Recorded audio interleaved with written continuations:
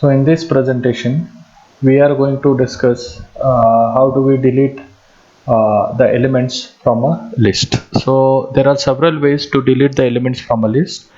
If you know the index of the element you want, you can use a pop operation. So the first uh, method of deleting the element inside the list is using the pop operation. So here we can use an index element.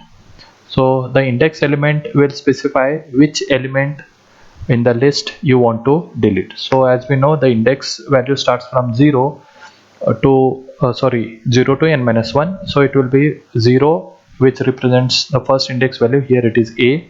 The 1 represents the b, and index value 2 represents c. So here I have the first method that I'm going to use, that is the pop method, to delete an element that is present inside the list. So the function is x is equal to t dot pop. So as we know, the pop function will remove the element which you have specified inside the index. So here what happens, which is that first element that is at index value 1, it is b. So when I execute this, what will happen, just let me print what is now present in t, the list t. When I print it, you can see what has happened. At index value 1 we had the element b. So at index value 1 we had element b. After performing the pop operation on the list t with specifying the index value as 1, what has happened, the first element that is present at that particular position has been removed, and you can see the new two elements remaining inside the list t is a and c. Okay, so this is what happens. So what is this print of x? Okay, so pop modifies the list and returns the element that was removed. So which was the element that was removed? The element that was removed was b. If you want to know exactly which element you have removed, that element you can get it by printing the value of x. So here you can remember that pop modifies the list that currently you want to modify and returns the element that was removed. So this function pop is going to return a value. Which value? The value that you have removed from that particular list. So in this case the value is b, and this function pop is going to return a value b to x. So if you don't want to provide an index, it deletes and returns the last element. So if you just specify a function pop without mentioning a index value, so what it will happen, by default it will return the last element that is entered, that is c. So before that we'll see which was the element that was been removed. So it should print what? b.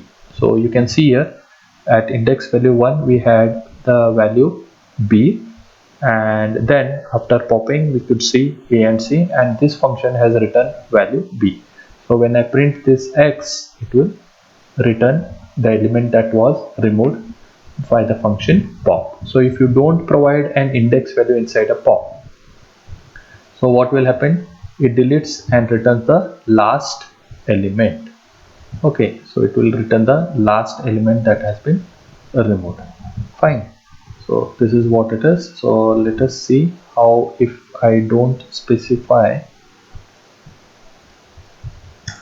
so I have, once again I execute this, I use this function, I don't specify the index value here. Let me try it out. What will be the code? I am not specifying any index value here. Press enter, and I print the value of t. So you can see here a b, which is the last element that has been popped is c. So when I print x, what it should return, it should return me c. So if I don't specify the index value, what happens, it will pop the last element that is present inside the list, and it returns the last element. Okay, that is what you have seen. Now if you don't need to remove need the removed value, you can use the del operator. So if you don't want which element you have removed, you don't want to know, so what we did in pop, it was returning a value. So here the del operator will not return you any value. So if you don't need the removed value, okay, you can use the del operator. So just I will clear this. Now I will just use this particular thing. Fine. Okay, so print it. So del of t1, so del of t1. So as I know, as I'm specifying the index value 1, I know that which value inside or which element inside this list is going to be deleted. The element that will be deleted is b. Okay, so after executing this, I print this particular function now a and c. So there is no way to check out which exactly b was deleted. So if you really know which element that you are removing and you don't want to retain that particular value, then we use the del operator, which is not returning any value. This is what it is. Now the third one is, if you know the element you want to remove, okay, already you know which element you want to remove but not the index, so you can use a remove operator. Okay, so here I'm not going to specify the index value.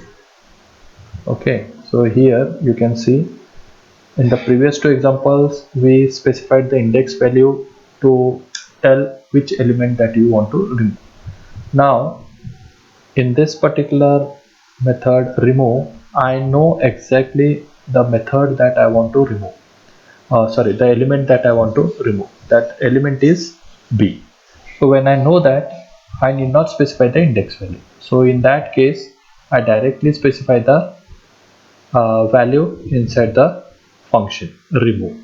So when I do that, what will happen? It will remove, and when I print it, you can see it has removed the element b from the list, and the remaining two elements are a and c. So if you know the element that you want to remove, you did not specify the index, you can use the remove function and you can perform it. Okay, this is what the return value from remove is none. Okay, so here also we are not going to return any value. To remove more than one element, you can use del with a slice index. Already in the previous presentation we have seen how the slice index works. So in this you can see, if you want to remove more than one element inside a list, okay, so you can, along with the del operator, you have to use a slice operator. So here what happens, so we have the starting index value as 1 and the index value as 5. So from 1 to 4 the elements will be removed: a, b, c, d. So 1 0 1 2 3 4. So from a 0 1, from b, c, d and e. So let us see what will happen. I'll just print it. Okay, now what will be the output? The output will be a and f. Why a? Because the starting index value what I specified is 1 and the ending second index value is 5. So it will print from a and f. Okay, b, c, d and e. These are the four elements that are going to be deleted from that particular list. So in this presentation you saw how we can delete the elements from the list in different ways. One is using the pop function, where I specify the index value inside this function, and this function will remove that element from that particular index value, but this function modifies it but also provides me the returns me the value that I have removed. I can check which value I have removed. Apart from that, if I don't specify the index value inside the pop function, we have seen it will remove the, by default it will remove the last element which is present. So then next method that I have used is the delete operator. It will delete the specific element from the index value that you have specified, but it will not return the value that you have deleted as the pop function used to perform. And the next method is the remove method. The remove method, if you don't want the index value to be specified, and when you know which element is to be removed, directly I specify the element, but the method that I'm going to use is the remove method. So this remove method will directly remove the element from that particular list. So this function also will not return any value. So, and next method that we have used is the delete operator. If I want to delete multiple elements inside a list, then I'm going to use the delete operator along with the slice function. So here you can see, as usual, the slice selects all the elements up to but not including the second index. So here the second index is 5. The fifth element inside the list is not been deleted. It will remain, but it will delete the remaining other elements which are falling within the range from 1 to 5. So in this presentation we saw the various techniques of deleting an element from a list. Thank you for watching this presentation.